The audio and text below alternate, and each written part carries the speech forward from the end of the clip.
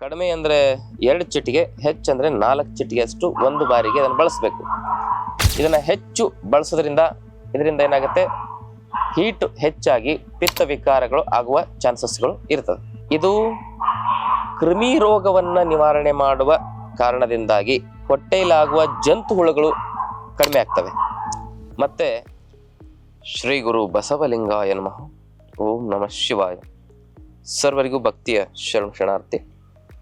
ನಾನು ನಿಮ್ಮ ಯೋಗ ಗುರು ವೈದ್ಯ ಶ್ರೀ ಚನ್ನಬಸವಣ್ಣ, ಶ್ರೀಗಂಗಾ ಯೋಗ ನಿಸರ್ಗ ಚಿಕಿತ್ಸಾ ಹಾಗೂ ಆಯುರ್ವೇದ ಸಂಶೋಧನಾ ಕೇಂದ್ರ, ಆರೋಗ್ಯ ಮಹಾಮನೆ, ಬೆಂಗಳೂರು ಹುಬ್ಬಳ್ಳಿ ಧಾರವಾಡದ ಹತ್ತಿರ ಮುರ್ಕಟ್ಟಿ. ತಮ್ಮೆಲ್ಲರಿಗೂ ನಮ್ಮ ಯೂಟ್ಯೂಬ್ ಚಾನಲ್ಗೆ ಭಕ್ತಿಯ ಸ್ವಾಗತ. ಆತ್ಮೀಯರೇ, ಇವತ್ತಿನ ಸಂಚಿಕೆಯಲ್ಲಿ ಕಾಳಮೆಣಸಿನ ಆರೋಗ್ಯದ ಲಾಭಗಳನ್ನು ಕುರಿತಾಗಿ ಮಾಹಿತಿಗಳನ್ನು ನೋಡೋಣ. ನಮ್ಮ ಆಯುರ್ವೇದ ಶಾಸ್ತ್ರ ಗ್ರಂಥದಲ್ಲಿ ಕಾಳಮೆಣಸಿನ ಬಗ್ಗೆ ವಿಶೇಷವಾದ ಉಲ್ಲೇಖಗಳನ್ನು ನಾವು ಕಾಣಬಹುದು. ಹಾಗೂ ಹಲವಾರು ಔಷಧಿಗಳಲ್ಲಿ ಕಾಳುಮೆಣಸನ್ನು ಬಳಸ್ತಾರೆ. ಉದಾಹರಣೆಗೆ ಶುಂಠಿ, ಪಿಪ್ಪಲಿ ಮತ್ತು ಕಾಳುಮೆಣಸನ್ನು ಹಾಕಿ ಮಾಡತಕ್ಕಂಥ ತ್ರಿಕಟು ಚೂರ್ಣ ಆಗಿರ್ಬೋದು. ಹಾಗೂ ಪಂಚಕೂಲ ಚೂರ್ಣದಲ್ಲೂ ಇದನ್ನು ಬಳಸ್ತಾರೆ. ಹಾಗೂ ಇದನ್ನು ಮರಿಚಾದಿ ಒಟಿ ಮತ್ತು ಮರಿಚಾದಿ ಗ್ರತ, ಆಮೇಲೆ ಮರಿಚಾದಿ ತೈಲ, ಹೀಗೆಲ್ಲ ಬೇರೆ ಬೇರೆ ವಿಭಿನ್ನ ಔಷಧಿಗಳನ್ನ ತಯಾರು ಮಾಡಲಿಕ್ಕಾಗಿ ಈ ಕಾಳುಮೆಣಸನ್ನು ಆಯುರ್ವೇದ ಔಷಧಿಗಳಲ್ಲಿ ಬಳಸ್ತಾರೆ. ಹಾಗಾಗಿ ಈ ಕಾಳುಮೆಣಸು ಅದ್ಭುತವಾಗಿರುವ ಔಷಧಿ ದ್ರವ್ಯ ಗುಣಧರ್ಮವನ್ನು ಹೊಂದಿದೆ ಅಂಥೇಳಿ ಹಲವಾರು ಶಾಸ್ತ್ರಜ್ಞರು ಇದರ ಬಗ್ಗೆ ಉಲ್ಲೇಖವನ್ನು ಮಾಡ್ತಾರೆ. ಇದರ ಗುಣಧರ್ಮವನ್ನು ನಾವು ಸರಿಯಾಗಿ ತಿಳ್ಕೊಂಡು ಬಳಸಿದರೆ ಲಾಭ ಸಿಗ್ತದೆ. ಇಲ್ಲ ಅಂದರೆ ಕೇವಲ ಇದರ ಒಂದು ಔಷಧಿಯ ತತ್ವಗಳನ್ನಷ್ಟೇ ನಾವು ತಿಳ್ಕೊಂಡು ಬಳಸಿದಾಗ ನಮ್ಮ ಪ್ರಕೃತಿಗೆ ಅದು ಸೂಟ್ ಆಗದೇ ಇದ್ದರೆ ಇದರಿಂದ ಸಮಸ್ಯೆಗಳಾಗೋದು ಕೂಡ ಇವೆ. ಹಾಗಿದ್ರೆ ಇದರ ಗುಣಧರ್ಮ ಏನು? ಇದು ಹಸಿದಿರಬೇಕಾದ್ರೆ ವಿಭಿನ್ನ ಗುಣಧರ್ಮವನ್ನು ಹೊಂದಿರುತ್ತದೆ, ಒಣಗಿದ ಮೇಲೆ ಬೇರೆ ಗುಣಧರ್ಮವನ್ನು ಹೊಂದುತ್ತದೆ. ಇದು ಹಸಿದಿರ್ಬೇಕಾದ್ರೆ ಮೊದಲು ಹಸಿರು ಕಲರ್ ಇರ್ತದೆ, ಆಮೇಲೆ ಸ್ವಲ್ಪ ಹಣ್ಣಾದ ಮೇಲೆ ಕೆಂಪು ಕಲರ್ ಆಗ್ತದೆ, ಒಣಗಿದ ಮೇಲೆ ಕಪ್ಪು ಕಲರ್ ಆಗ್ತದೆ. ಹಸಿ ಕಾಳುಮೆಣಸು ತಿಂದಾಗ ಸಿಹಿ ಇರ್ತದೆ, ಅದು ಜೀರ್ಣ ಆದ್ಮೇಲೆ ವಿಪಾಕನು ಕೂಡ ಸಿಹಿ ಆಗತ್ತೆ. ಮತ್ತು ಅದು ಹಸಿ ಕಾಳುಮೆಣಸು ಹೆಚ್ಚು ಉಷ್ಣ ಇರೋದಿಲ್ಲ, ಅನುಷ್ಣ ಅಂತ ಹೇಳ್ತಾರೆ. ಒಣಗಿದ ಮೇಲೆ ಅದರ ರುಚಿ ಖಾರ ಆಗುತ್ತೆ, ಕಟು ರಸವನ್ನು ಅದು ತಾಳುತ್ತೆ. ಅದು ಜೀರ್ಣ ಆದ್ಮೇಲೂ ಕೂಡ ಕಟು ವಿಪಾಕ ಆಗತ್ತೆ. ಅದರ ಉಪಗುಣಧರ್ಮಗಳನ್ನು ನೋಡಿದಾಗ ತೀಕ್ಷ್ಣ ಮತ್ತು ಲಘು ಗುಣಧರ್ಮವನ್ನು ಅದು ಹೊಂದಿದೆ. ಲಘು ಅಂದರೆ ಹಗುರತನವನ್ನು ಕ್ರಿಯೇಟ್ ಮಾಡುತ್ತೆ, ಮತ್ತು ತೀಕ್ಷ್ಣ ಅಂದರೆ ಅದು ತುಂಬ ಸರ್ಕ್ಯುಲೇಷನ್ ವ್ಯವಸ್ಥೆಯಲ್ಲಿ ಬ್ಲಾಕೇಜ್ಗಳನ್ನು ಒಂದು ನಿವಾರಣೆ ಮಾಡಲಿಕ್ಕೆ ಒಂದು ಕರಗಿಸುವ ಶಕ್ತಿ. ತೀಕ್ಷ್ಣ ಗುಣಧರ್ಮ ಅಂದರೆ ಕರಗಿಸುವ ಶಕ್ತಿಯನ್ನು ಇದು ಹೊಂದಿದೆ ಅಂತ ಅರ್ಥ.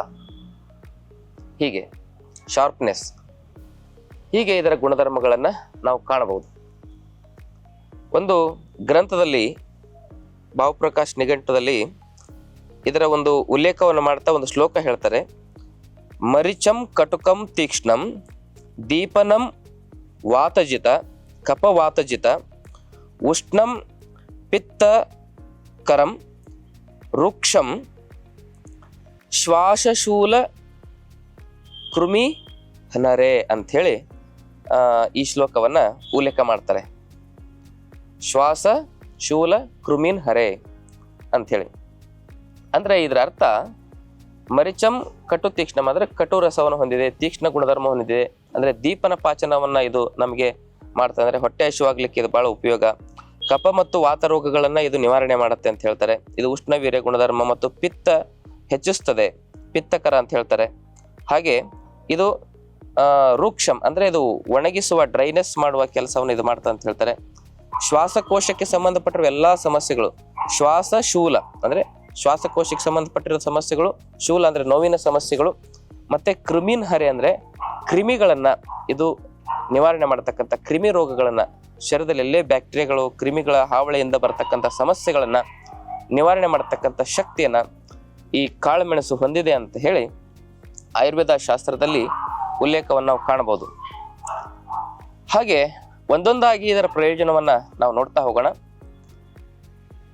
ಇದನ್ನು ನಾವು ಎಷ್ಟು ಪ್ರಮಾಣದಲ್ಲಿ ಬಳಸಬೇಕು ಅನ್ನೋದು ಭಾಳ ಸ್ಪಷ್ಟ ತಿಳ್ಕೋಬೇಕು.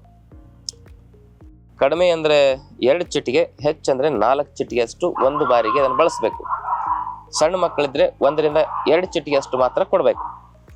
ಇದನ್ನ ಹೆಚ್ಚು ಬಳಸೋದ್ರಿಂದ ಇದರಿಂದ ಏನಾಗುತ್ತೆ, ಹೀಟ್ ಹೆಚ್ಚಾಗಿ ಪಿತ್ತ ವಿಕಾರಗಳು ಆಗುವ ಚಾನ್ಸಸ್ಗಳು ಇರ್ತದೆ. ಇರಲಿ, ಈಗ ಇದು ಕ್ರಿಮಿ ರೋಗವನ್ನ ನಿವಾರಣೆ ಮಾಡುವ ಕಾರಣದಿಂದಾಗಿ ಇದನ್ನ ಸೇವನೆ ಮಾಡೋದ್ರಿಂದ ಬೆಳಿಗ್ಗೆ ಖಾಲಿ ಹೊಟ್ಟೆಯಲ್ಲಿ 4 ಚಿಟಿಕೆ ಕಾಳುಮೆಣಸಿನ ಪುಡಿಯಲ್ಲಿ ಒಂದಿಷ್ಟು ಬೆಲ್ಲವನ್ನ ಮಿಶ್ರಣ ಮಾಡಿ ಉಂಡೆ ಮಾಡಿ ಅದನ್ನು ಸೇವನೆ ಮಾಡೋದ್ರಿಂದ ಹೊಟ್ಟೆಯಲ್ಲಾಗುವ ಜಂತು ಹುಳುಗಳು ಕಡಿಮೆ ಆಗ್ತವೆ. ಮತ್ತೆ ಹೊಟ್ಟೆಯಲ್ಲಿ ಹುಳಗಳು ಇನ್ಫೆಕ್ಷನ್ ಆಗಿ ಒಂದು ಸಣ್ಣ ಸಣ್ಣ ಬಿಳಿ ಹುಳಗಳಿರ್ತವೆ, ಅವೆಲ್ಲವೂ ಕೂಡ ಇದರಿಂದ ಏನಾಗ್ತದೆ ಅಂದರೆ ಸ್ವಚ್ಛವಾಗ್ತದೆ, ಪೂರ್ತಿ ಹೊರಗಡೆ ಬರ್ತದೆ. ಹೊಟ್ಟೆಯಲ್ಲಿ ಆಗ್ತಕ್ಕಂಥ ಹುಳಗಳು, ಜಂತು ಹುಳ ಆಗಿರ್ಬೋದು, ಬೇರೆ ಬೇರೆ ಪ್ರಕಾರದ ಹುಳುಗಳಾಗಿರ್ಬೋದು. ಆಮೇಲೆ ಇದು ಡೈಜೆಸ್ಟಿವ್ ಎಂಜೈಮ್ಸ್ಗಳನ್ನು ಉತ್ಪಾದನೆ ಮಾಡಲಿಕ್ಕೆ ಸಹಾಯ ಮಾಡುತ್ತೆ ಅಂತ ಹೇಳ್ತಾರೆ. ಅಂದರೆ ಕೆಟ್ಟ ಬ್ಯಾಕ್ಟೀರಿಯಾಗಳನ್ನ ಇದು ಹೊಡೆದೋಡಿಸಿ, ಅಂದರೆ ಎಚ್ ಪೈಲೋರಿಯಾ ಅನ್ನುವ ಕೆಟ್ಟ ಬ್ಯಾಕ್ಟೀರಿಯಾಗಳು ಇರ್ತಾವೆ ಕಣ್ಣಿಗೆ ಕಾಣದಷ್ಟು, ಅವುಗಳನ್ನ ನಾಶ ಮಾಡಿ ಗಟ್ಟು ಬ್ಯಾಕ್ಟೀರಿಯಾಗಳು ಅದನ್ನು ಸ್ಟಿಮ್ಯುಲೇಟ್ ಮಾಡಿ ಕ್ರಿಯಾಶೀಲಗೊಳಿಸಿ ನಮ್ಮ ಕರುಳಿನ ಆರೋಗ್ಯವನ್ನು ಇದು ಹೆಚ್ಚಿಸುತ್ತೆ. ಮತ್ತು ಅನ್ನಂ ಗೃಹ್ಣಾತಿ ಪಚತಿ ವಿವೇಚತಿ ಮುಂಚತಿ ಅಂತ ಏನು ಹೇಳ್ತಾರೆ, ಅನ್ನ ಚೆನ್ನಾಗಿ ಗ್ರಹಣೆಯಾಗಿ ಅದು ಪಚನ ಆಗಿ ಅದು ಕೆಟ್ಟ ಭಾಗ ಸಾರ ಭಾಗ ಪರಿವರ್ತನೆಯಾಗಿ ಕೆಟ್ಟ ಭಾಗ ಮಲಮೂತ್ರದ ರೂಪದಲ್ಲಿ ಹೊರಗಡೆ ಹೋಗ್ಬೇಕಂದ್ರೆ ಕರುಳಿನ ಆರೋಗ್ಯ ಬಹಳ ಮುಖ್ಯ ಆಗ್ತದೆ. ಅಂತ ಕರುಳಿನ ಆರೋಗ್ಯವನ್ನ ಸರಿಯಾಗಿ ಇಡ್ಲಿಕ್ಕೆ ಇದು ಬಹಳ ಅದ್ಭುತವಾಗಿ ಕೆಲಸ ಮಾಡ್ತದೆ. ಹಾಗೇನೆ ಈ ಒಂದು ಕಾಳುಮೆಣಸನ್ನ ನಾವು ಬಳಸೋದ್ರಿಂದ ಹೊಟ್ಟೆ ಹಸಿವು ಚೆನ್ನಾಗಾಗತ್ತೆ. ಮತ್ತೆ ಮಲಬದ್ಧತೆ ಸಮಸ್ಯೆ ಇರೋರಿಗೆ ಕಾಳುಮೆಣಸು ಬೆಳಗ್ಗೆ ಸಂಜೆ ಖಾಲಿ ಹೊಟ್ಟೆಲಿ 4 ಚಿಟಿಕೆ ಸೇವನೆ ಮಾಡಿ ಒಂದು ಅರ್ಧ ಚಮಚ ಹನಿ ಅಥವಾ ಒಂದು ಚಮಚದಷ್ಟು ಈ ಹಸುವಿನ ತುಪ್ಪವನ್ನ ಸೇವನೆ ಮಾಡಬೇಕು. 4 ಚಿಟಿಕೆ ಕಾಳುಮೆಣಸಿನ ಪುಡಿ ಸೇವನೆ ಮಾಡಿ 1 ಚಮಚ ಹಸುವಿನ ತುಪ್ಪವನ್ನು ಸೇವನೆ ಮಾಡಿ ಒಂದು ಸ್ವಲ್ಪ ಬಿಸಿನೀರನ್ನ ಕುಡಿದ್ರೆ ಮಲಬದ್ಧತೆ ಸಮಸ್ಯೆಗೆ ನಾವು ಪರಿಹಾರವನ್ನ ಕಂಡುಕೊಳ್ಬೋದು. ಅದಷ್ಟೇ ಅಲ್ಲದೆ ಈ ಕಾಳುಮೆಣಸನ್ನ ಸೇವನೆ ಮಾಡೋದ್ರಿಂದ ಒಬೆಸಿಟಿ ಕರಗುತ್ತೆ. ಒಬೆಸಿಟಿ ಅಂದ್ರೆ ಬೊಜ್ಜು. ಒಬೆಸಿಟಿ ಸಮಸ್ಯೆ ಇರ್ತಕ್ಕಂಥವ್ರು ಬೆಳಗ್ಗೆ 4 ಚಿಟಿಕೆ, ಸಾಯಂಕಾಲ 4 ಚಿಟಿಕೆ ಕಾಳುಮೆಣಸಿನ ಪುಡಿಯನ್ನ 4 ಚಮಚ ನಿಂಬೆಹಣ್ಣಿನ ರಸ, ಒಂದು ಅರ್ಧ ಚಮಚ ಜೇನಿನೊಂದಿಗೆ ಮಿಶ್ರಣ ಮಾಡಿ ಬೆಳಗ್ಗೆ ಸಂಜೆ ಖಾಲಿ ಹೊಟ್ಟೆಲಿ ಸೇವನೆ ಮಾಡೋದ್ರಿಂದ ಬೊಜ್ಜು ಕರಗಲಿಕ್ಕೆ ಇದು ಉಪಯೋಗ ಆಗುತ್ತೆ. ಅದೇ ರೀತಿಯಾಗಿ ಲಿಪಿಡ್ ಪ್ರೊಫೈಲು, ಲಿವರ್ ಪ್ರೊಫೈಲು ಇದು ಹೆಚ್ಚಾಗಿರುತ್ತೆ. ಇಂಬ್ಯಾಲೆನ್ಸ್ ಆಗಿ ಕೊಲೆಸ್ಟ್ರಾಲು, ಟ್ರೈಗ್ಲಿಸರೈಡ್ ಇವೆಲ್ಲ ಹೆಚ್ಚಾಗಿರ್ತವೆ. ಕೆಲವೊಬ್ಬರಲ್ಲಿ SCOT, SCPT, ಆಮೇಲೆ ಬಿಲ್ರುಬಿನ್ ಇವೆಲ್ಲ ಹೆಚ್ಚು ಕಡಿಮೆ ಆಗ್ತಾ ಇರ್ತವೆ. ಅಂಥವ್ರು 1 ಲೋಟದಷ್ಟು ಈ ಹರಳೆಲೆ ಅಂತ ಸಿಗ್ತದೆ, ಔಡ್ಲೆಲೆ ಅಂತ ನಮ್ಮ ಉತ್ತರ ಕರ್ನಾಟಕದಲ್ಲಿ ಕರೀತಾರೆ. ಅದರ ರಸವನ್ನ ಅದರಲ್ಲಿ 4-5 ಚಿಟಿಕೆಯಷ್ಟು ಕಾಳುಮೆಣಸಿನ ಪುಡಿಯನ್ನು ಸೇರಿಸಿ ಸೇವನೆ ಮಾಡಿ ಬೆಳಿಗ್ಗೆ ಅದನ್ನು ಸೇವನೆ ಮಾಡಿ, ಹಾಗೆ 6 ಗಂಟೆಯಿಂದ 10 ಗಂಟೆವರೆಗೂ ನಾವು ಏನೂ ಸೇವನೆ ಮಾಡದೆ ನೀರು ಕೂಡ ಕುಡಿದೇ ಇದ್ದಾಗ ಮೋಷನ್ ಪೂರ್ತಿ 5-6 ಸರಿ ಮೋಷನ್ ಆಗಿ ಆ ಕರಳಿನಲ್ಲಿರ್ತಕ್ಕಂಥ ಕೆಟ್ಟ ಮ್ಯೂಕಸ್ಸು, ಅಪಚಕವಾಗಿರ್ತಕ್ಕಂಥ ಒಂದು ಆಮ ದೋಷಗಳು ಸಂಪೂರ್ಣವಾಗಿ ಸ್ವಚ್ಛಾಗಿ, ಲಿವರ್ ಸ್ವಚ್ಛಾಗಿ ಈ ಕಾಮಾಲೆ ಅಂತ ಸಮಸ್ಯೆಗಳಿಂದ ಪರಿಹಾರ ಕಂಡುಕೊಳ್ಳಿಕ್ಕೆ ಈ ಕಾಳುಮೆಣಸು ಮತ್ತು ಹರಳೆಲೆಯ ರಸ ಕಾಂಬಿನೇಷನ್ ತುಂಬಾ ಉಪಯೋಗಕಾರಿಯಾಗುತ್ತೆ. ಕೆಲವರಿಗೆ ಜಾಯಿಂಡಿಸು ಇದರ ಸೇವನೆಯಿಂದಾಗಿ 1-2 ದಿವಸದಲ್ಲೇ ಸಂಪೂರ್ಣವಾಗಿ ರಿವರ್ಸ್ ಆಗೋದುಂಟು. ಇದನ್ನ ವೈದ್ಯರ ಗುರುಗಳ ಮಾರ್ಗದರ್ಶನದಲ್ಲಿ ಇದರ ಸೇವನೆ ಮಾಡೋದು ಸೂಕ್ತ, ಅವರ ಬಲಕ್ಕನುಗುಣವಾಗಿ. ಮತ್ತೆ ಲಿಪಿಡ್ ಪ್ರೊಫೈಲ್ನ ವ್ಯತ್ಯಾಸದಿಂದನೇ LDL, VLDL, ಟ್ರೈಗ್ಲಿಸರೈಡ್, ಕೊಲೆಸ್ಟ್ರಾಲ್ ಜಾಸ್ತಿಯಾಗಿ ಹಾರ್ಟ್ ಬ್ಲಾಕೇಜ್ ಆಗ್ತಾ ಇರ್ತದೆ. ಅಂಥದನ್ನ ತಡಿಲಿಕ್ಕಾಗಿ ಬಂದವರು ನಿಯಮಿತವಾಗಿ ಸೇವನೆ ಮಾಡ್ತಾ ವೈದ್ಯರ ಸಲಹೆಗೆ ಅನುಗುಣವಾಗಿ ಆಯುರ್ವೇದ ಔಷಧಿಗಳನ್ನ ತೆಗೆದುಕೊಂಡರೆ ಹಾರ್ಟ್ ಬ್ಲಾಕೇಜಸ್ ಅನ್ನ ರಿವರ್ಸ್ ಮಾಡ್ಬೋದು. ಬರದಂತೆ ತಡಿಲಿಕ್ಕೆ ಈಗ ಸ್ವಲ್ಪ ಕಡಿಮೆ ಪ್ರಮಾಣದಲ್ಲಿ ಏನೋ ನಮಗೆ ಅನಿಸ್ತಾ ಇದೆ ಅನ್ನೋರು 4 ಚಿಟಿಕೆ ಕಾಳುಮೆಣಸಿನ ಪುಡಿ, ಅರ್ಧ ಚಮಚ ಅರಿಶಿಣದ ಪುಡಿ, ಅರ್ಧ ಚಮಚ ಚಕ್ಕೆ ಪುಡಿ, 4 ಚಮಚ ನಿಂಬೆಹಣ್ಣಿನ ರಸ, ಹಾಗೇನೆ ಅದರಲ್ಲಿ 1 ವೀಳ್ಯದೆಲೆ, ಒಂದು ಅರ್ಧ ಇಂಚ್ ಹಸಿ ಶುಂಠಿಯನ್ನು ಜಜ್ಜಿ ಹಾಕಿ 2 ಲೋಟ ನೀರಲ್ಲಿ ಕುದಿಸಿ ಅರ್ಧ ಲೋಟ ಕಿಳಿಸಿ ಅದನ್ನ ಸೇವನೆ ಮಾಡೋದ್ರಿಂದ ಹಾರ್ಟ್ನಲ್ಲಿರುವ ಬ್ಲಾಕೇಜ್ಗಳು 170-80% ಜನರಿಗೆ ನ್ಯಾಚುರಲ್ ಆಗಿ ರಿವರ್ಸ್ ಆಗ್ತದೆ. ಮತ್ತೆ ಬ್ರೈನಲ್ಲಿ ಇರ್ತಕ್ಕಂಥ ಇಸ್ಕೆಮಿಕ್ ಬ್ಲಾಕೇಜ್ಗಳು ಅದು ಕೂಡ ರಿವರ್ಸ್ ಆಗುತ್ತೆ. ಮತ್ತೆ ವೆರಿಕೋಸ್ ವೇನಿನ ಸಮಸ್ಯೆಯಿಂದ ಬಳಲ್ತಾ ಇರೋರು, ಪಿತ್ತ ಪ್ರಕೃತಿ ಇರೋರು ಇದೇ ಕಷಾಯದಲ್ಲಿ 2 ಚಮಚ ತುಪ್ಪವನ್ನು ಹಾಕಿ ಸೇವನೆ ಮಾಡಿದ್ರೆ ಆ ಒಂದು ವೆರಿಕೋಸ್ ವೇನಿನಲ್ಲಿ ರಕ್ತ ದಪ್ಪಾಗಿ ಅಲ್ಲಿ ಬ್ಲಾಕೇಜಸ್ಗಳಾಗಿದ್ದು ಸರಾಗಾಗಿ ಮತ್ತೆ ಆ ವೆರಿಕೋಸ್ ವೇನ್ ಸರಿಯಾಗ್ಲಿಕ್ಕೆ ಇದು ಉಪಯೋಗ ಆಗುತ್ತೆ ಈ ಕಷಾಯ. ಆದರೆ ಆ ಕಷಾಯದಲ್ಲಿ ತುಪ್ಪ ಹಾಕಿ ಸೇವನೆ ಮಾಡಬೇಕು. ಯಾಕಂದರೆ ವೆರಿಕೋಸ್ ವೇನ್ ಇರೋರಲ್ಲಿ ಹೆಚ್ಚು ಪಿತ್ತ ಪ್ರಕೃತಿ ಇರೋದನ್ನು ನಾವು ಕಾಣಲಿಕ್ಕೆ ಆಗ್ತದೆ. ಅದಕ್ಕೆ ಪಿತ್ತ ವಿಕಾರನೇ ಇನ್ಫ್ಲಮೇಷನ್ ಆಗಿರುತ್ತೆ. ಅದಕ್ಕೆ ಇದು ಪಿತ್ತ ವಿಕಾರಗಳನ್ನು ಹೆಚ್ಚಿಗೆ ಮಾಡ್ತಕ್ಕಂಥ ಉಷ್ಣ ಸ್ವಭಾವ ಇರತಕ್ಕಂಥ ಎಲ್ಲ ಪದಾರ್ಥಗಳನ್ನು ನಾವು ಮಾಡಿ ಕಷಾಯ ಮಾಡೋದ್ರಿಂದ ಅದರಲ್ಲಿ ಹಸುವಿನ ತುಪ್ಪ ಹಾಕುವುದು ಬಹಳ ಮುಖ್ಯ ಅಂತ ಹೇಳ್ಬೋದು. ಮತ್ತೆ ಈ ಕಾಳುಮೆಣಸನ್ನ ಬೆಳಗ್ಗೆ ಒಂದು ಸಾಯಂಕಾಲ ಅಗದಗದು ಸೇವನೆ ಮಾಡೋದ್ರಿಂದನೂ ಕೂಡ ಅಜೀರ್ಣ ಮಲಬದ್ಧತೆಯ ಸಮಸ್ಯೆ ಸಂಪೂರ್ಣವಾಗಿ ಗುಣ ಆಗಲಿಕ್ಕೆ ಅದು ಸಹಕಾರಿಯಾಗಿ ಕೆಲಸ ಮಾಡ್ತದೆ. ಅದಷ್ಟೇ ಅಲ್ಲದೆ ಇದು ಈ ತಲೆಯಲ್ಲಿ ಅಲೋಪೇಶಿಯಾ ಅಂತ ಬರ್ತದೆ, ಅಂದರೆ ಕೂದಲು ರೌಂಡ್ ಪ್ಯಾಚ್ ಆಗಿ ಪೂರ್ತಿ ಉದುರೋಗಿರ್ತದೆ. ಅಂಥವ್ರು ಕಾಳುಮೆಣಸನ್ನು ನುಣ್ಣಗರೆದು ಕೊಬ್ಬರಿ ಎಣ್ಣೆಲಿ ಮಿಕ್ಸ್ ಮಾಡಿ ಆ ಜಾಗಕ್ಕೆ ಹಚ್ಚೋದ್ರಿಂದ ಅಲ್ಲಿ ಕ್ರಿಮಿ ನಾಶವಾಗಿ, ಯಾಕಂದರೆ ಕ್ರಿಮಿಘ್ನವಾಗಿ ಇದು ಕೆಲಸ ಮಾಡುತ್ತೆ, ಕ್ರಿಮಿಗಳು ನಾಶವಾಗಿ ಅಲ್ಲಿ ಏನು ಮಾಡ್ತದೆ ಹೊಸ ಕೂದಲು ಬರಲಿಕ್ಕೆ ಅದು ಸಹಾಯ ಆಗುತ್ತೆ. ಇಲ್ಲಾಂದರೆ ಅದನ್ನು ತೈಲ ರೂಪದಲ್ಲಿ ತಯಾರು ಮಾಡಿ ಇಟ್ಕೋಬೇಕಂದ್ರೆ ಒಂದು 100 ಗ್ರಾಮ್ ಕಾಳುಮೆಣಸನ್ನು ಒಂದು 200 ಗ್ರಾಮ್ ಕೊಬ್ಬರಿ ಎಣ್ಣೆಯಲ್ಲಿ ಪುಡಿ ಮಾಡಿ ಹಾಕಿ ಕುದಿಸ್ಬೇಕು. ಅದು ಕುದ್ದು ಅದರಲ್ಲಿ ಸತ್ವ ಬಿಟ್ಟಿರ್ತದೆ, ಅದನ್ನು ಸೋದಿಸಿ ಇಟ್ಕೋಬೇಕು. ಅದನ್ನು ತಲೆಗೆ ಹಚ್ಚೋದ್ರಿಂದ ಕೂಡ ಅಲೋಪೇಶಿಯಾದಲ್ಲಿ ಇದು ಉಪಯೋಗ ಆಗ್ತದೆ. ಆಮೇಲೆ ಅದೇ ತೈಲವನ್ನು ಮುಖದಲ್ಲಿ ಮೊಡವೆಗಳಾಗ್ತಾ ಇದ್ರೆ ಅದಕ್ಕೆ ಹಚ್ಚೋದ್ರಿಂದ ಮೊಡವೆಗಳು ಕಮ್ಮಿ ಆಗ್ತವೆ. ಮತ್ತು ಆ ತೈಲದಲ್ಲಿ ಸ್ವಲ್ಪ ತಯಾರು ಮಾಡಬೇಕಾದ್ರೆ ಬೆಳ್ಳುಳ್ಳಿ ಒಂದು 100 ಗ್ರಾಮು ಕಾಳುಮೆಣಸು, ಒಂದು 100 ಗ್ರಾಮ್ ಬೆಳ್ಳುಳ್ಳಿ, ಒಂದು 1/4 kg ಅಂದರೆ 250 ಗ್ರಾಮನಷ್ಟು ಎಳ್ಳೆಣ್ಣೆಯಲ್ಲಿ ಹಾಕಿ ಕುದಿಸಿ ಅದನ್ನು ಕುದ್ದು ಔಷಧಿ ಸತ್ವ ಬಿಟ್ಟಾಗ ಶೋಧಿಸಿಟ್ಕೊಂಡು ಅದನ್ನು ಜಾಯಿಂಟ್ ಪೇನು, ಮೊಣಕಾಲು ನೋವು ಸೊಂಟ ನೋವು ಇದ್ದವರು ಅಲ್ಲಿ ಹಚ್ಚೋದ್ರಿಂದ ಜಾಯಿಂಟ್ ಪೇನು ಕೂಡ ಕಡಿಮೆ ಆಗ್ತದೆ. ಯಾಕಂದರೆ ಶೂಲಹರ ಅಂತ ಇದರ ಸ್ವಭಾವವನ್ನು ಉಲ್ಲೇಖ ಮಾಡಲಾಗಿದೆ.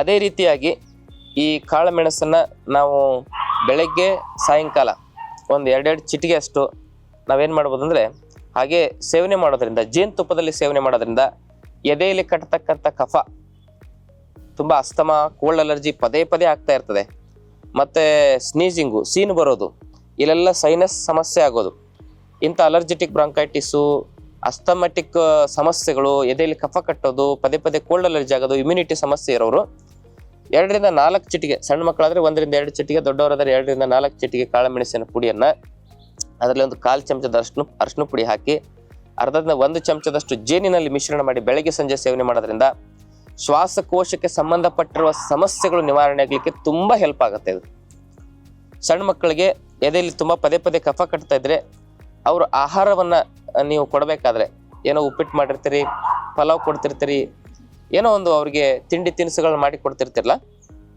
ಅವಲಕ್ಕಿ ಆಗಿರ್ಬೋದು, ಇಂಥ ಪದಾರ್ಥಗಳಲ್ಲಿ ಒಂದು 2 ಚಿಟಿಕೆಯಷ್ಟು ಕಾಳುಮೆಣಸಿನ ಪುಡಿಯನ್ನು ಹಾಕಿಬಿಡಿ. ಕೆಲವು ಮಕ್ಕಳು ಕಾಳುಮೆಣಸಿನ ಪುಡಿ ಖಾರ ಅಂತೇಳಿ ಸೇವನೆ ಮಾಡೋದಿಲ್ವಲ್ಲ, ಈ ರೀತಿ ಅಡುಗೆಯಲ್ಲಿ ಹಾಕಿ ಕೊಡ್ಬೋದು, ಅಥವಾ ಜೇನಿನೊಂದಿಗೆ ಮಿಶ್ರಣ ಮಾಡಿ ನೆಕ್ಸಿದ್ರೆ ಅದು ಸ್ವೀಟ್ ಆಗ್ತದೆ, ಮಕ್ಕಳು ಅದನ್ನು ಸೇವನೆ ಮಾಡ್ತಾರೆ. ಈ ರೀತಿ ಮಾಡೋದ್ರಿಂದ ಎದೆಯಲ್ಲಿ ಕಟ್ಟುವ ಕಫದ ಅಲರ್ಜಿಗಳ ಸಮಸ್ಯೆಗೆ ಇದು ಅದ್ಭುತ ಪರಿಹಾರ ಅಂತ ಹೇಳ್ಬೋದು. ಮತ್ತು ಈ ಕಾಳುಮೆಣಸನ್ನು ನಾವು ನಿಯಮಿತವಾಗಿ, ಅಂದರೆ ಹೆಚ್ಚು ದಿವಸಗಳ ಕಾಲ ಇದನ್ನು ಸೇವನೆ ಮಾಡಬಾರ್ದು. ಮಿನಿಮಮ್ 1 ತಿಂಗಳು, ಮ್ಯಾಕ್ಸಿಮಮ್ 3 ತಿಂಗಳು ಈ ರೀತಿ ಮನೆ ಮದ್ದಿನ ರೂಪದಲ್ಲಿ. ಆದರೆ ಅಡುಗೆಯಲ್ಲಿ ಬಳಸ್ಬೋದು ಅವಾಗವಾಗ. ಮನೆ ಮದ್ದಿನ ರೂಪದಲ್ಲಿ ನಿರಂತರ ಬಳಸೋದಾದ್ರೆ 1 ರಿಂದ 3 ತಿಂಗಳು. ಬೆಳಗ್ಗೆ ಸಾಯಂಕಾಲ 2 ಚಿಟಿಕೆ ಕಾಳುಮೆಣಸಿನ ಪುಡಿ ಅಥವಾ 2 ರಿಂದ 3 ಕಾಳುಮೆಣಸನ್ನು ಅಗದಗದು ಸೇವನೆ ಮಾಡೋದ್ರಿಂದ ನಮ್ಮ ಸಲೈವರಿ ಗ್ರಂಥಿಗಳು ಕ್ರಿಯಾಶೀಲವಾಗ್ತವೆ.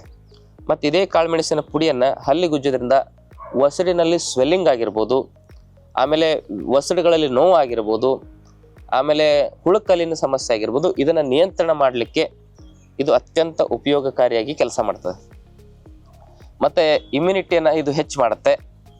ಪ್ಯಾಂಕ್ರಿಯಾಸು, ಲಿವರು ಇದನ್ನು ಸ್ಟಿಮ್ಯುಲೇಟ್ ಮಾಡಿ ಫ್ಯಾಟ್ ಮೆಟಬಲಿಸಮನ್ನು ಕ್ರಿಯಾಶೀಲಗೊಳಿಸಿ ಒಟ್ಟಾರೆಯಾಗಿ ಫ್ಯಾಟ್ ಮೆಟಬಲಿಸಮಿನ ಸಮಸ್ಯೆಯಿಂದ ಬರ್ತಕ್ಕಂಥ BP, ಶುಗರು, ಕೊಲೆಸ್ಟ್ರಾಲು, ಒಬೆಸಿಟಿ ಇಂಥ ಹಲವಾರು ಸುಮಾರು 70-80ಕ್ಕೂ ಹೆಚ್ಚು ಕಾಯಿಲೆಗಳನ್ನು ಬರದಂತೆ ತಡಿಲಿಕ್ಕೆ ಇದು ಉಪಯೋಗ ಆಗ್ತದೆ. ಬಂದ ಮೇಲೆ ನಿಯಮಿತವಾಗಿ ಆಯುರ್ವೇದ ಔಷಧಿಗಳ ಜೊತೆಗೆ ಈ ಕಾಳುಮೆಣಸನ್ನು ಸೇವನೆ ಮಾಡೋದು ಆ ಕಾಯಿಲೆ ಬೇಗ ನಿವಾರಣೆ ಆಗಲಿಕ್ಕೆ ಉಪಯೋಗ ಆಗುತ್ತೆ. ಅದಷ್ಟೇ ಅಲ್ಲದೆ ಕಾಳುಮೆಣಸನ್ನು ನಾವು ಏನು ಮಾಡ್ಬೋದು ಅಂತ ಹೇಳಿದ್ರೆ, ಈ ನೋವಿರುವ ಜಾಗಕ್ಕೆ ನುಣ್ಣಗೆ ಅರೆದು ಅದನ್ನು ಪುಡಿ ಮಾಡಿ ಆ ಪುಡಿಯನ್ನು ಅಲ್ಲಿ ಹಚ್ಚೋದ್ರಿಂದ ಆ ನೋವಿರೋ ಜಾಗ ಅಲ್ಲೇನಾಗ್ತದೆ, ಇನ್ಫ್ಲಮೇಷನ್ನು, ಅಲ್ಲಿ ಊತ ಇರೋದು ಕಮ್ಮಿ ಆಗುತ್ತೆ. ಆಮೇಲೆ ಗಾಯಕ್ಕೆ ಈ ಒಂದು ಕಾಳುಮೆಣಸಿನ ಪುಡಿಯನ್ನು ಕೊಬ್ಬರಿ ಎಣ್ಣೆಯಲ್ಲಿ ಮಿಶ್ರಣ ಮಾಡಿ ಹಚ್ಕೊಳ್ಳೋದ್ರಿಂದನೂ ಕೂಡ ಆ ಗಾಯಗಳು ಬೇಗ ವಾಸಿ ಆಗ್ಲಿಕ್ಕೆ ಇದು ಸಹಕಾರಿಯಾಗುತ್ತೆ, ಯಾಕೆಂದ್ರೆ ಇದು ಕೃಮಿಘ್ನವಾಗಿ ಕೆಲಸ ಮಾಡೋದ್ರಿಂದ. ಆಮೇಲೆ ಮೆದುಳನ್ನ ಚುರುಕುಗೊಳಿಸ್ಲಿಕ್ಕೆ ಕಾಳುಮೆಣಸು ಬೆಳಗ್ಗೆ ಸಂಜೆ ತಿನ್ನೋದು ಬಹಳ ಮುಖ್ಯ. ಇದು ಮೆದುಳನ್ನು ಚುರುಕುಗೊಳಿಸುತ್ತೆ. ಹಾಗೇನೆ ಅರ್ಥರೈಟಿಸು, ರೊಮಟೈಡ್ ಅರ್ಥರೈಟಿಸು, ಆಸ್ಟಿಯೋ ಅರ್ಥರೈಟಿಸು, ಜಾಯಿಂಟ್ ಪೇನು ಇರ್ತಕ್ಕಂಥವ್ರು ಕಾಳುಮೆಣಸನ್ನು ಬೆಳಗ್ಗೆ ಸಂಜೆ 2 ಕಾಳುಮೆಣಸನ್ನು ಅಗದು ತಿನ್ನೋದ್ರಿಂದ ಅದು ಬಹಳ ಅವರಿಗೆ ಉಪಯೋಗಕಾರಿಯಾಗಿ ಕೆಲಸ ಮಾಡುತ್ತೆ. ಅದೇ ರೀತಿಯಾಗಿ ಇದು ನರಗಳನ್ನು ಸ್ಟಿಮ್ಯುಲೇಟ್ ಮಾಡತಕ್ಕಂಥ ಕೆಲಸವನ್ನು ಮಾಡುತ್ತೆ ಅಂತೇಳಿ ಆಯುರ್ವೇದ ಹೇಳ್ತದೆ. ಶಕ್ತಿ, ನರಗಳಲ್ಲಿ ಶಕ್ತಿಯನ್ನು ವೃದ್ಧಿ ಮಾಡತಕ್ಕಂಥ ಕೆಲಸವನ್ನು ಮಾಡುತ್ತೆ. ಹಾಗೆ ಸುಸ್ತು, ನಿಶಕ್ತಿ, ಕೈಕಾಲು ಜೋಮು ಇರತಕ್ಕಂಥ ಸಮಸ್ಯೆ ಇರೋರು 100 ಗ್ರಾಂ ಅಶ್ವಗಂಧ ಚೂರ್ಣದಲ್ಲಿ 20 ಗ್ರಾಂ ಕಾಳುಮೆಣಸಿನ ಪುಡಿಯನ್ನು ಮಿಶ್ರಣ ಮಾಡಿ ಇಟ್ಕೊಂಡು ಅದನ್ನು ಬೆಳಗ್ಗೆ ಸಂಜೆ 1 ಚಮಚ, 1 ಚಮಚ ಜೇನು ಅಥವಾ 1 ಚಮಚ ಹಸುವಿನ ತುಪ್ಪದೊಂದಿಗೆ ಸೇವನೆ ಮಾಡೋದ್ರಿಂದ ಸುಸ್ತು, ನಿಶಕ್ತಿ, ನರ ದೌರ್ಬಲ್ಯತೆ, ಕೈಕಾಲು ಜೋಮಿನ ಸಮಸ್ಯೆಗಳಿಗೆ ಪರಿಹಾರವನ್ನು ಕಾಣಬಹುದು. ಹಾಗೆಯೇ ಇದು ಕಣ್ಣಿನ ನರನಾಡಿಗಳಲ್ಲಿ ಆಗಿರೋ ಬ್ಲಾಕೇಜಸ್ಗಳನ್ನು ದೂರ ಮಾಡಲಿಕ್ಕೆ ಉಪಯೋಗ ಆಗುತ್ತೆ. ಒಂದೇನಂದ್ರೆ ಪಿತ್ತ ಪ್ರಕೃತಿ ಇರೋರು ಇದನ್ನ ಸೇವನೆ ಮಾಡೋದು ಸ್ವಲ್ಪ ಹುಷಾರಾಗಿ ಸೇವನೆ ಮಾಡಬೇಕು. ಅಂದ್ರೆ ಇದರಿಂದ ಬ್ಲೀಡಿಂಗ್ ಆಗೋದು, ಉಷ್ಣ ವಿಕಾರಗಳು ಹೆಚ್ಚಾಗೋದು, ಪಿತ್ತ ವಿಕಾರಗಳು ಹೆಚ್ಚಾಗೋದು ಇದರಿಂದ ಹೆಚ್ಚಾಗ್ತದೆ. ಅದಕ್ಕಾಗಿ ಇದನ್ನ ಸೇವನೆ ಮಾಡಬೇಕಾದ್ರೆ ಜೊತೆಗೆ ಅನುಪಾನದಲ್ಲಿ ತುಪ್ಪವನ್ನು ಬಳಸೋದು ಪಿತ್ತ ಪ್ರಕೃತಿಯವ್ರಿಗೆ ಬಹಳ ಸೂಕ್ತ ಅಂತಕ್ಕಂಥ ಮಾತನ್ನು ಹೇಳ್ತಾ, ಈ ಮಾಹಿತಿ ಇಷ್ಟವಾದಲ್ಲಿ ತಮ್ಮ ಬಂಧು ಮಿತ್ರರೊಂದಿಗೆ ಶೇರ್ ಮಾಡ್ಕೊಳ್ಳಿ. ಜೊತೆಗೆ ತಾವಿನ್ನೂ ಚಾನಲ್ ಸಬ್ಸ್ಕ್ರೈಬ್ ಮಾಡಲಿಲ್ಲ ಅಂದ್ರೆ ದಯವಿಟ್ಟು ಚಾನಲ್ ಸಬ್ಸ್ಕ್ರೈಬ್ ಮಾಡ್ಕೊಳ್ಳಿ. ನಮ್ಮ ಆಶ್ರಮದಲ್ಲಿ 5 ದಿನದ ಆರೋಗ್ಯ ಶಿಬಿರ ಪ್ರತಿ ತಿಂಗಳು ನಡೀತಾ ಇದೆ. ಅಲ್ಲಿ ಇಂತಹ ಮನೆಮದ್ದುಗಳ ಕುರಿತಾಗಿ ಮಾಹಿತಿಗಳನ್ನು ಕೊಡ್ತೇವೆ. ಕಾಳುಮೆಣಸು ಅಂದ್ರೆ ಕಪ್ಪು ಬಂಗಾರ ಅಂತ ಹೇಳಿ ಇದರ ಬಗ್ಗೆ ಒಂದು ಕಾಲದಲ್ಲಿ ಉಲ್ಲೇಖ ಇತ್ತು. ಬ್ರಿಟಿಷರು ನಮ್ಮ ದೇಶಕ್ಕೆ ಬಂದಿದ್ದು ಕಾಳುಮೆಣಸಿನ ವ್ಯಾಪಾರಕ್ಕೇನೆ. ಒಂದು ಹಿಡಿ ಕಾಳುಮೆಣಸಿಗೆ 1 ಹಿಡಿ ಬಂಗಾರವನ್ನ ಕೊಡ್ತಕ್ಕಂತ ಪರಿಸ್ಥಿತಿ ಇತ್ತಂತವಾಗ. ಅಂದ್ರೆ ಬಂಗಾರದ ಬೆಲೆ ಕಾಳುಮೆಣಸಿಗಿತ್ತು. ಅಷ್ಟು ಆರೋಗ್ಯದ ಅಂಶಗಳನ್ನು ಇದು ಹೊಂದಿದೆ ಅಂತ ನಾವು ತಿಳ್ಕೊಬಹುದು. ಹಾಗಾಗಿ ಕಾಳುಮೆಣಸನ್ನ ನಾವು ನಿಯಮಿತವಾಗಿ ಸರಿಯಾಗಿ ತಿಳ್ಕೊಬೇಕು. ಇಂಥ ಹಲವಾರು ಮನೆಮದ್ದುಗಳ ಬಗ್ಗೆ ಆ ಶಿಬಿರದಲ್ಲಿ ನಿಮಗೆ ಹೇಳ್ತೇವೆ. ಆಹಾರ ಶಾಸ್ತ್ರದ ಬಗ್ಗೆ, ರೋಗಶಾಸ್ತ್ರದ ಬಗ್ಗೆ, ರೋಗ ಹೇಗೆ ಬರ್ತವೆ, ಅದನ್ನ ಬರದಂತೆ ಹೇಗೆ ತಡಿಬೇಕು, ಬಂದ ಮೇಲೆ ಅದನ್ನ ಔಷಧಿ ಇಲ್ದಂಗೆ ಹೇಗೆ ನಿವಾರಣೆ ಮಾಡ್ಕೋಬೇಕು, ಈ BP, ಶುಗರ್ಗೆ, ಥೈರಾಯ್ಡ್ಗೆ ತೆಗೆದುಕೊಳ್ಳೋ ಔಷಧಿಗಳನ್ನ ಹೇಗೆ ನಾವು ಬಿಡಬಹುದು, ಇವುಗಳಿಂದ ಪರಿಪೂರ್ಣವಾಗಿ ಹೇಗೆ ಮುಕ್ತರಾಗಬಹುದು ಅನ್ನೋ ವಿಚಾರಗಳನ್ನ ಆ ಶಿಬಿರದಲ್ಲಿ ಹೇಳ್ತೇವೆ. ಆಸಕ್ತಿ ಇರೋರು ತಾವು ಕುಟುಂಬ ಸಮೇತರಾಗಿ ಆ ಶಿಬಿರಕ್ಕೆ ಬಂದ್ರೆ ನೀವು ಇನ್ನು ಮುಂದೆ ಆಸ್ಪತ್ರೆ ಸವಾಸಕ್ಕೆ ಹೋಗದೆ, ಔಷಧಿಗಳಿಲ್ಲದೆ ಆರೋಗ್ಯ ಮತ್ತು ನೆಮ್ಮದಿಯಿಂದ 100 ವರ್ಷ ಸುಖ ಶಾಂತಿಯಿಂದ ಬದುಕಬಹುದು ಅಂತಕ್ಕಂಥ ಮಾತನ್ನು ಹೇಳ್ತಾ, ಆದ್ಮೇಲೆ ದಯವಿಟ್ಟು ಈ ವಿಚಾರಗಳನ್ನ ನಿಮ್ಮ ಬಂಧು ಮಿತ್ರರೊಂದಿಗೆ ಶೇರ್ ಮಾಡ್ಕೋಬೇಕು. ಯಾಕಂದ್ರೆ ನೀವು ಕೊಡೋ ಪ್ರೋತ್ಸಾಹವೇ ನಮಗೆ ಶಕ್ತಿ. ಇಷ್ಟೊಂದು ನಮ್ಮ ಚಾನಲ್ಗೆ ನೀವು ಸಪೋರ್ಟ್ ಮಾಡ್ತಾ ಇದ್ದೀರಾ, ಅದಕ್ಕೆ ಕೃತಜ್ಞತೆಗಳನ್ನು ತಿಳಿಸ್ತಾ, ಕೆಲವು ಜನ ಹಾಗೆ ವಿಡಿಯೋ ನೋಡ್ತಾ ಇರ್ತಾರೆ ಸಬ್ಸ್ಕ್ರೈಬ್ ಮಾಡ್ಕೊಳ್ಳಿ.